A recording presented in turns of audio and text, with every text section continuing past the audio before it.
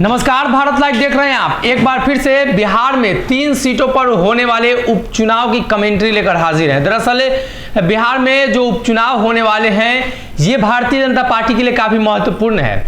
महत्वपूर्ण इसलिए भी कि भाजपा बिहार में अकेले होकर पहली बार चुनाव लड़ रही है। ये पहला मौका होगा जब भारतीय जनता पार्टी के साथ कोई भी दल इस चुनावी मैदान में नहीं होगा। इसके पहले आम चुनाव हुए हैं, भाजपा के साथ सहयोगी रहे हैं, लेकिन इस बार अगर माने तो भारतीय जनता पार्टी के पास अपना कोई सहयोगी नहीं है। और अब जो खबर निकलकर सामने आ रही है कि भारतीय जनता पार्टी की तरफ से लगातार प्रयास किया जा रहा है कि वो किसी भी तरह से इन उपचुनाव पर जीतकर नीतीश कुमार और तेजस्वी यादव को बैकफुट पर खड़ा कर दे।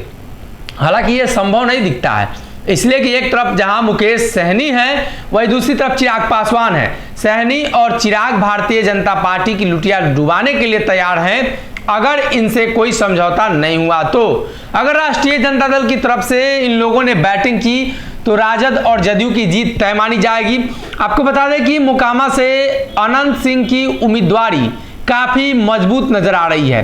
अनंत सिंह काफी मजबूत उम्मीदवार हैं। ये चर्चा इसलिए भी है कि अनंत सिंह लगातार वहां से चुनाव जीतते आए हैं, चाहे बात निर्दलीय हो या दल के साथ हो।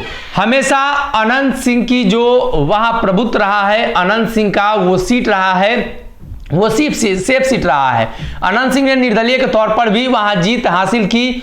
और अब जो खबर निकलकर सामने आ रही है, गोपालगंज राजद और भाजपा का गढ़ रहा है।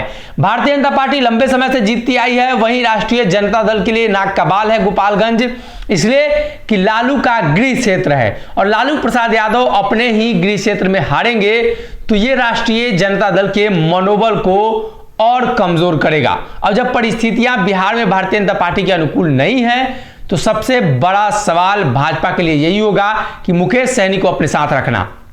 ऐसे में मोकामा में मल्लाहों का जो वोट है वो काफी निर्णायक हो जाता है। गोपालगंज में यादवों का वोट काफी निर्णायक हो जाता है, इसलिए कि यादव किस तरफ जाते हैं, हालांकि लालू प्रसाद यादव की तरफ जाते हैं लेकिन फिर भी जीत दर्ज नहीं कर पाते हैं, तो इसके पीछे वो वहां कोई और रणनीति लगानी होगी।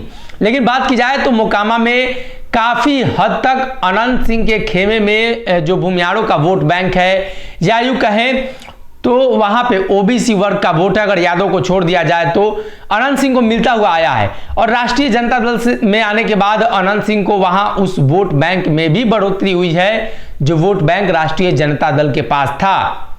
और अब नीतीश का वोट बैंक भी वहां काम करेगा, लेकिन अनंत सिंह को अगर टिकट दी जाती है तो ये कहीं ना कहीं एक तरफा लड़ाई वहां हो जाएगी, एक तरफा अनंत सिंह जीत जाएंगे। अगर नहीं दी जाती है फिर भी अनंत सिंह की दावेदारी मजबूत रहेगी, लेकिन वहां की जो लड़ाई है वो त्रिशंकु होगी। एक तरफ राजद और जदयू है, दूसरी तरफ अनंत सिंह और तीसरी तरफ भारतीय जनता पार्टी अपने आप को मजबूत करेगी।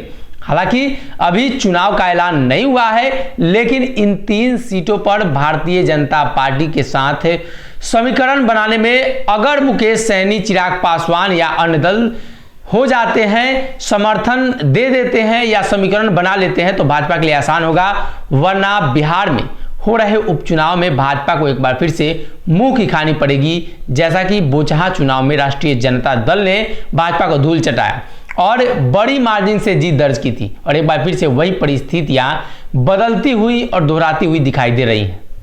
अगर ये वीडियो पसंद आई और वह बिहार के राजनीति और बिहारियत से सरोकार रखेनी तो सब्सक्राइब बटन दबा के चैनल के सब्सक्राइब कर ली। ओजे एगो घंटी बा, ओकरा बटन दबा देला से कुल सटीक और मारक खबर रुआ मुफ्त में मिल जाई। अगर रुआ पत्रकारिता के हमनी के नया प्रयोग में सहयोग कर चाहतानी तो ज्वाइन बटन दबा दी। पेटीएम नंबर नोट कर ली 9386816700। धन्यवाद।